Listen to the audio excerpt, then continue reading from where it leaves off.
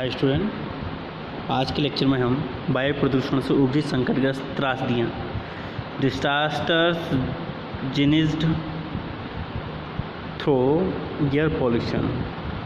तो देखिए, इसके द्वारा बहुत सारी त्रासदियाँ घटित हुई हैं वायु प्रदूषण के कारण, जैसे ओजोन परत में छेद होना, ग्रीन हाउस गैस प्रभाव, कई और स्मोक का प्रभाव इंग्लैंड में। तो कई त्रासदियाँ हुई हैं जिनके कारण सजीवों पर इसका प्रतिकूल प्रभाव पड़ा है। ठीक है, प्राकृतिक एवं मानवीय क्रियाकलापों से जनित वायु प्रदूषण से उपजे संकट से सभी विकासशील देश एवं विकसित देश विषम परिस्थितियाँ झेलने को मजबूर हैं। मानवीय क्रियाकलापों में असावधानी एवं चूक होने से सीधा वायु प्रदूषण हजारों लाखों का विनाश का कारण बनता है। तो इन्हीं चूक से अप्रत्यक्ष रूप से पर्यावरणीय संगठन बिगड़ जाता है, जिसके दूरगामी असर इकट्ठा होकर आपसी क्रिया से उपजे प्रदूषण की मार पृथ्वी पर सभी सजीवों एवं निर्जीवों को सहन करना पड़ता है। ओजोन, जैसे पहला है ओजोन परत में छेद होना। ओजोन परत में छेद होने के कारण क्या होता है, सूर्य से आने वाली पराबैंगनी किरणें तथा अवरक्त किरणें सीधे पृथ्वी पर आकर सजीवों पर कैसा प्रभाव डालती है, प्रतिकूल प्रभाव डालती हैं, जिससे कि कैंसर, त्वचा रोग, अंधापन आदि असाध्य रोग लग जाते हैं। यूरोपीय देशों में ये रोग ज़्यादा बन रहे हैं। भारत में सभी गैसों का उत्सर्जन कम है, जिससे ओजोन परत से ओजोन के अणु टूटते हैं। देखिए क्या होता है, ओजोन परत से ओजोन के अणु टूटते हैं, जिससे नवजात ऑक्सीजन में बदल जाती हैं और नवजात ऑक्सीजन उत्पन्न होती है, और ये पुनः जुड़ने की परिस्थिति हमेशा अनुकूल नहीं रहती। दूसरा है ग्रीन हाउस इफेक्ट। इसकी वजह से क्या हो रहा है, carbon monoxide, methane, sulphur, hexafluoride, hydrochlorocarbon व पॉलीक्लोरोकार्बन के उत्सर्जन को कम करने का मुख्य मंत्र। ये सब क्या है, ग्रीन हाउस गैसेस हैं, जिनके कारण क्या हो रहा है, पृथ्वी का टेम्परेचर इंक्रीज हो रहा है। और 1992 में क्या हुआ था, पर्यावरण के संबंध में अंतर्राष्ट्रीय स्तर पर कायोटो प्रोटोकॉल स्थापित किया गया था, जिसके अंतर्गत क्या था, इन सभी ग्रीन हाउस गैसों को कम से कम करने का मुद्दा स्थापित किया गया था, जिसको सन 2012 तक 55% से घटाकर 5% तक लाना था। इस संधि के तहत अमेरिका, जिसकी जनसंख्या विश्व की 5% है, ग्रीन हाउस गैसों के उत्सर्जन में उसकी 25% भूमिका है। सबसे ज़्यादा भूमिका कौन करता है, 25% भूमिका अमेरिका के देश की है। फिर भी अमेरिका ने इस संधि पर हस्ताक्षर नहीं किए। इसका साथ दिया ऑस्ट्रेलिया ने भी।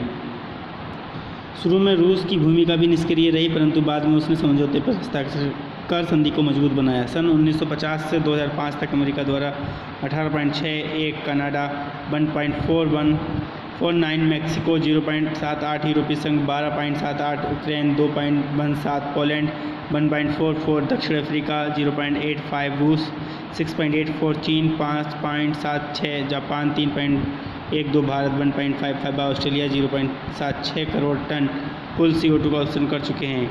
उस उत्सर्जन से बाढ़ आ रहे इलाकों में वर्षा का अधिक होना व सूखाग्रस्त क्षेत्रों में सूखा बना रहने का असंतुलन हो जाएगा।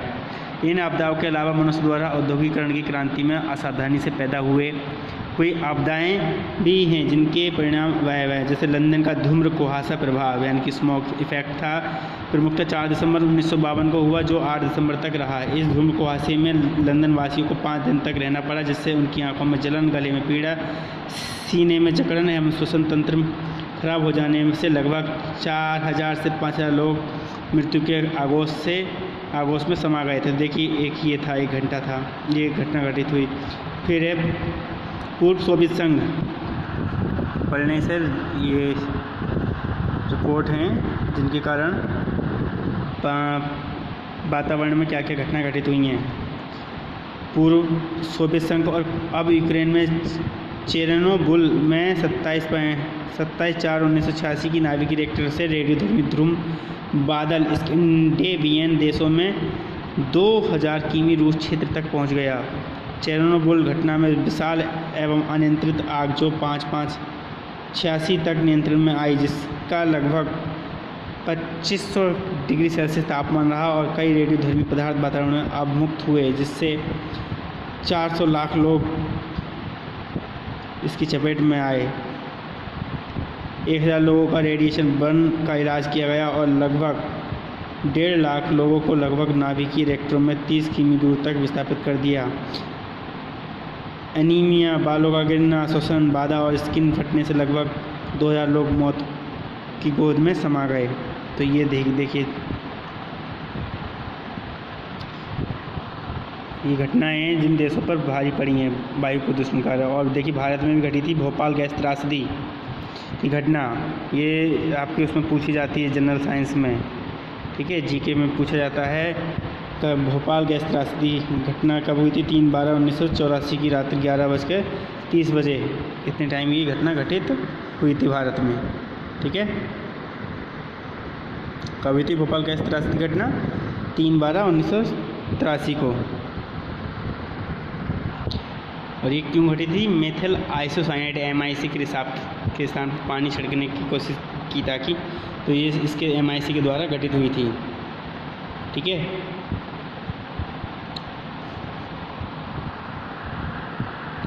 और फिर दिल्ली में रोहतक रोड पर 1949 में श्री राम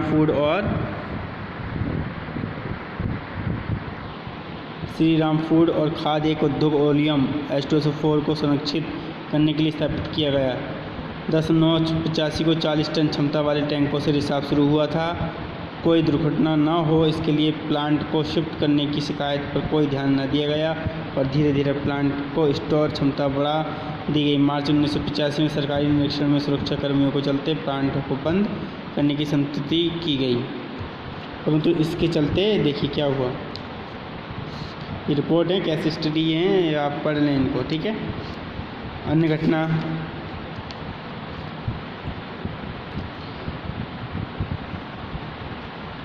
इसके चलते 4/12/1985 की सुबह 10 बजे लगभग टैंक का पाइप फट गया, जिससे क्षेत्र गैसों के बादल से ढक गया। पानी स्प्रे करने से तेज़ी से धुआं उठने लगा, जिससे कर्मचारी दर्द एवं अकफ से छटपटाने लगे। लगभग 350 लोग अस्पताल में भर्ती हुए, जो अब भी अस्वस्थ एवं पूर्णता के शिकार हैं। इस घटना के बाद सर्वोच्च न्यायालय में याचिका दायर हुई और न्यायालय के आदेश पर केंद्रीय प्रदूषण नियंत्रण बोर्ड को प्रदूषण संबंधी सीमा नियमों एवं कानूनों का प्राविधान लागू करना सुनिश्चित हुआ और लोगों की क्षतिपूर्ति के लिए प्लांट मालिक से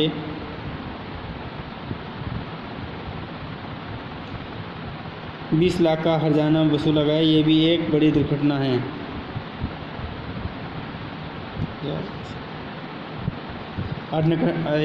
देखिए अलग घटना आगे है। विशाखापत्तनम आंध्र प्रदेश में HPCL की एक परियोजना के अंतर्गत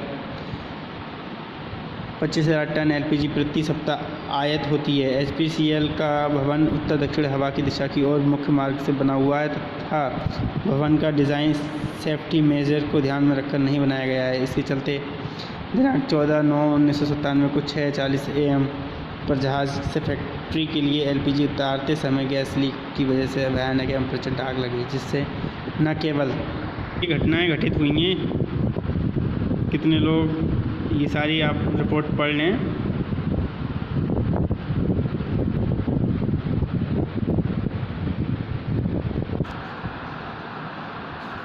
फिर है विशेष वायु प्रदूषण, एयर पॉल्यूशन। वायु प्रदूषण के दुष्प्रभाव क्या हैं? तो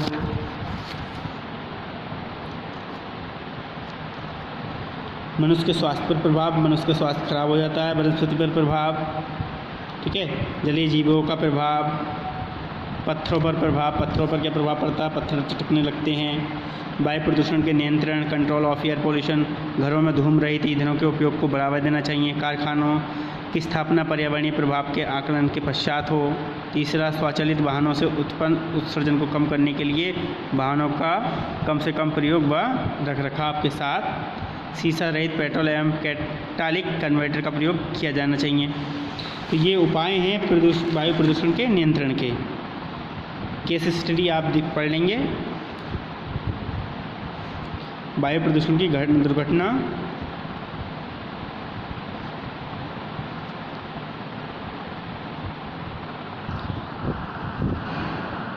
डोनेरा की वायु प्रदूषण घटना है। चेरनोबिल नाभिकीय दुर्घटना है। केंद्रीय प्रदूषण नियंत्रण बोर्ड CPCB द्वारा घोषित प्रदूषित क्षेत्रों की तालिका।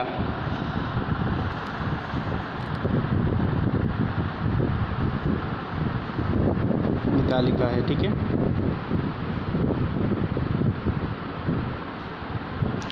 वाहनों से वायु प्रदूषण।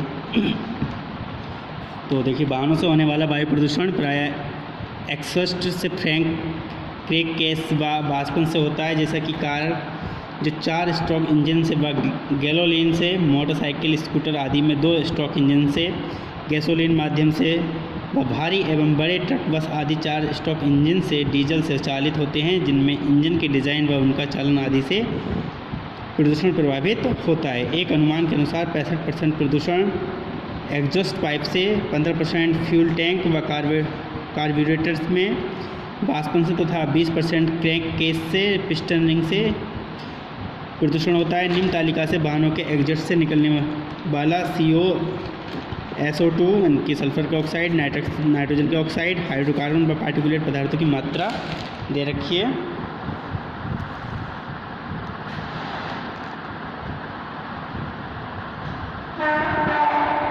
मोटर वाहन गैसोलीन से कितना निकलता है कार्बन मोनोऑक्साइड 53.5 ppm, 0.50, सल्फर के ऑक्साइड कितना होता है 0.20 और HC हाइड्रोकार्बन कितना होता है 13.8, नाइट्रोजन के ऑक्साइड 6। इस प्रकार से दे रखे हैं इनके।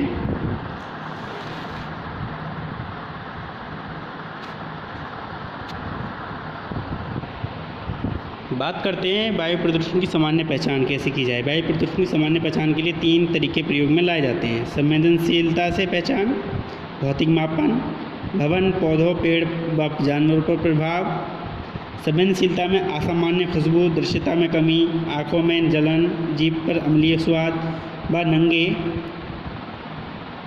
पैरों से फर्श पर धूल महसूस होना आदि अवयव आते हैं, जो सामान्यतः व्यक्ति द्वारा स्वयं महसूस किया जाता है। भौतिक मापन में मानक तरीकों से प्रतिदर्श का विश्लेषण किया जाता है तथा इसे माइक्रोग्राम प्रति घन मीटर में मापा जाता है, जहां 1 माइक्रोग्राम 10⁻⁶ ग्राम के बराबर लिया जाता है। इसके अलावा जानवरों, पक्षियों, पेड़ पौधों के स्वास्थ्य एवं वृद्धि को देखकर प्रदूषण का अनुमान लगाया जा सकता है। इसी प्रकार भवनों, मकानों आदि की बाहरी प्रभावी क्षेत्र को देखकर प्रदूषण का अनुमान किया जा सकता है। ऐसी स्थिति प्रदूषण का सूचक है। Hydrogen sulphide.